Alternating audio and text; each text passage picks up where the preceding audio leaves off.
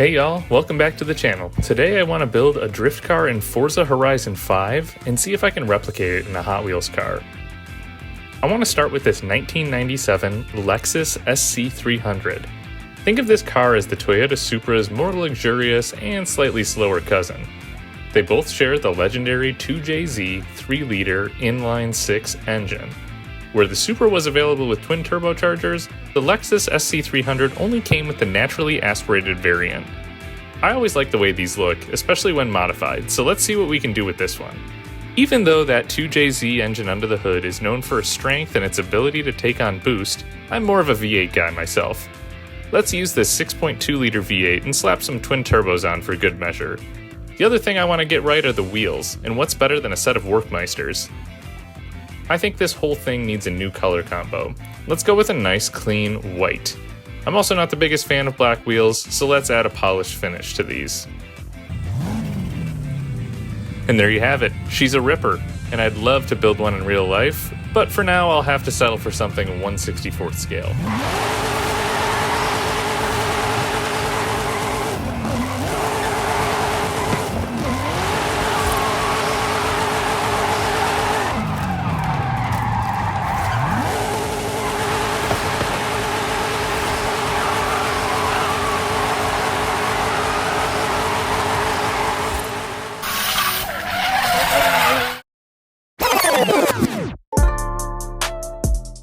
Now check out my 1992 Lexus SC300. This is something I used to play with as a kid. I took it when I was visiting my parents' house because I knew it would be a cool project, and I don't know if I've ever seen another Hot Wheels Lexus SC. And yes, my parents still have all my old Hot Wheel cars. Like all of my other die-cast projects, we're using drill bits to drill out the rivets so we can separate the car into layers. To match the car in Forza, we need to do a full repaint, plus I think this dark maroon hides some of the car's details. I scuffed up the paint with a red sanding pad, and since we swapped the engine in the game, let's swap this engine too. Only trouble is, we've got to cut out that hood, which proved to be tricky since this casting didn't have any hood lines to follow. So I looked at some pictures and traced it out.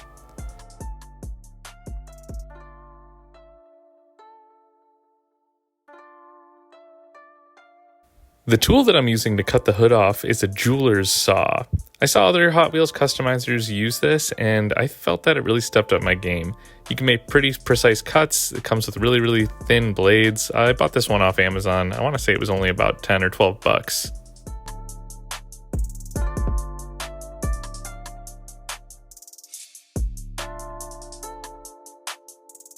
Before I had this, I was cutting things up with a Dremel tool. I was trying to use some pliers. It was a mess, and this is pretty essential if you're going to want to do engine swaps or cut pieces of the car apart. It just works so much better than anything else I've ever used. I used that same Dremel tool with a carbide bit to clean up some of the rough edges along the engine bay. It's not perfect, but I got it pretty smooth.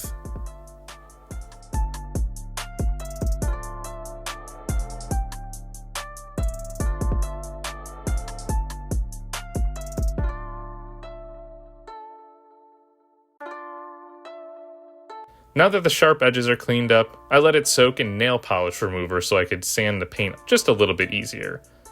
I know that paint stripper works a lot better and does it a lot quicker, but I haven't had the chance to get any yet.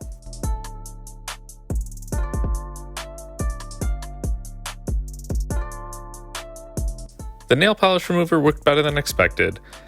Now this is bare metal, but I did have to take it out and I sanded it down here and there over the course of the week. Again, a paint stripper will do it quickly. This is just all I had at the time, and honestly, it really wasn't that big of a deal.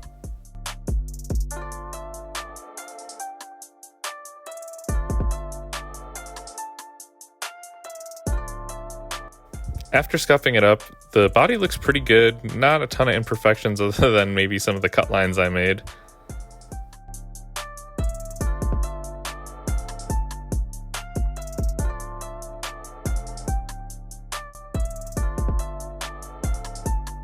One crappy paint job later and bam, we've got a white Lexus. But where do we find a 6.2-liter V8 and twin turbos?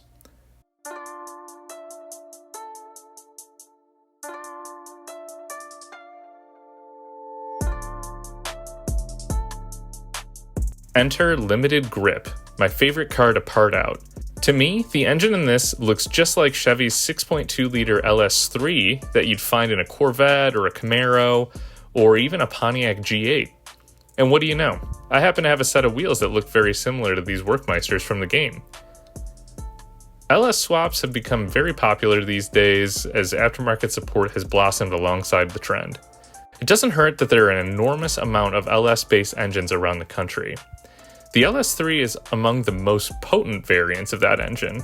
Again, this engine was sold in 5th Gen Camaro SS's and later C6 Corvettes, and also Pontiac G8 GXPs, and those are pretty rare. Power output was right around 430 horsepower and 425 pound-feet of torque in most applications. That's not including the turbocharging we did in Forza, of course. Compare that power to the SC300's inline 6, which made about 225 horsepower and 210 pound-feet of torque. The LS3 is also a shorter engine, and it weighs a little bit less than the 2JZ due to its all-aluminum construction.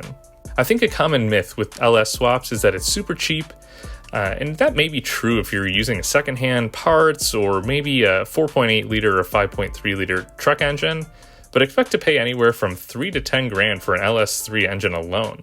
One thing about this Lexus that always bothered me was the tan interior. The easy and smart route would be to paint what I've got, but why do that when I have a black interior from an Audi rally car? Plus, the bucket seats from the Audi look way more friendly for drifting. It took a lot of trimming and cutting and grinding just to get it to fit in the chassis, but I think it looks pretty good now that it's in there. I can't lie, detail work is a big challenge for me.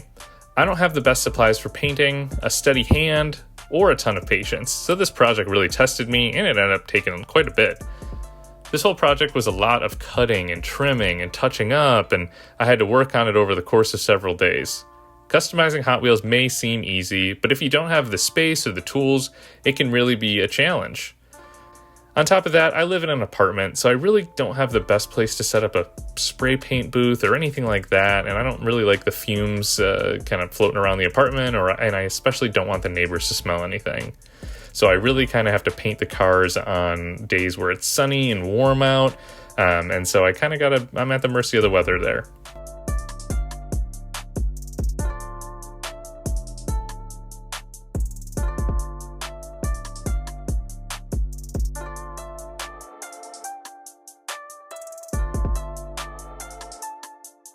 Overall, I think it looks like the car in the game, but the paintwork could be a bit better. What do you think?